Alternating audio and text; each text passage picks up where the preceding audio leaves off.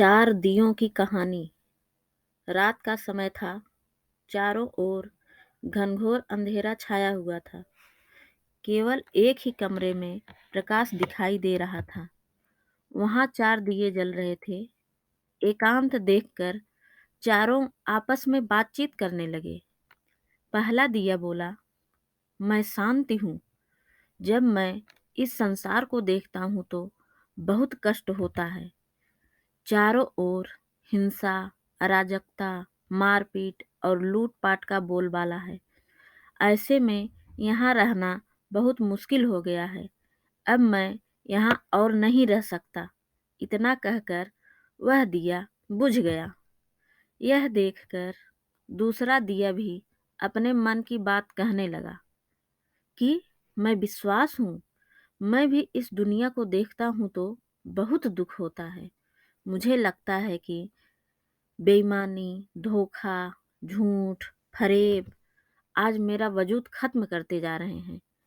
यह जगह अब मेरे लायक नहीं रही, इसलिए मैं भी अब जा रहा हूँ। इतना कहकर दूसरा दिया भी बुझ गया। तीसरा दिया भी बहुत दुखी था। वह बोला, मैं प्रेम हूँ। मैं हर किसी के लिए हर वक्त जल सकता हूँ, पर अफसोस इस बात का है कि अब किसी के पास मेरे लिए वक्त ही नहीं बचा है। स्वार्थ, घृणा और नफरत का भाव अब मेरा स्थान लेता जा रहा है। लोगों के मन में अपनों के प्रति भी प्रेम की भावना नहीं बची। अब यह सब सहना मेरे लिए संभव नहीं है, इसलिए अब मेरा जाना भी ठीक होगा।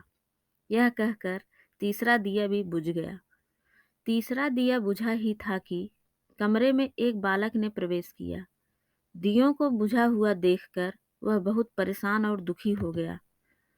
उसकी आंखों से झरझर आंसू बहने लगे और वह दुखी मन से बोला, इस तरह बीच में ही मेरे जीवन में अंधकार करके कैसे तुम लोग जा सकते हो? तुम्हें तो अंत समय तक जलना था, लेकिन तुम लोगों ने बीच में ही मेरा साथ छोड़ दिया। अब मैं क्या करूँगा?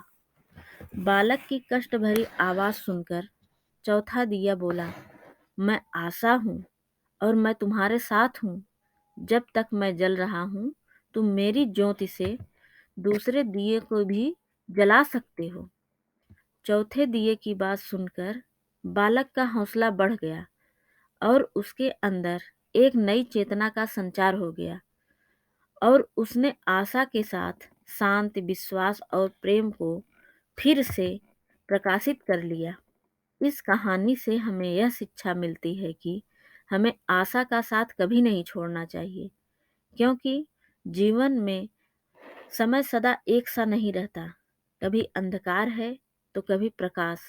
जब मन अशांत हो जाए, विश्वास डगमगाने लगे तो दुनिया पराई लगने लगे, तब आशा का दीप जला लेना। जब तक आशा का दीप जलता रहेगा, तब तक जीवन में कभी अंधेरा हो ही नहीं सकता। आशा है यह कहानी आप सभी को बहुत पसंद आई होगी।